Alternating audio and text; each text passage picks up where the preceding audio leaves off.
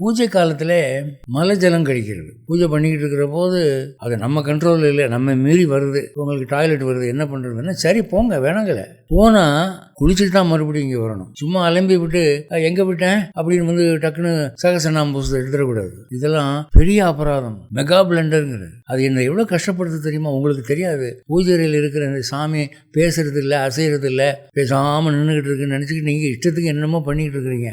ஆனால் அங்கே அந்த பக்கம் இருக்கிற எனக்கு பெரும் பாதிப்பை உண்டு பண்ணுது. அதெல்லாம் செய்யாதீங்கன்றார்.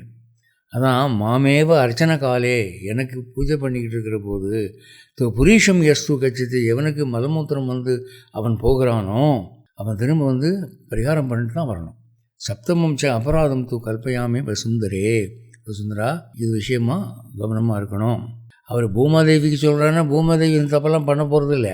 மனிதர்களுக்காக அந்த அம்மா ரெப்ரசன்டேட்டிவாக இருந்து கேட்டுக்குது.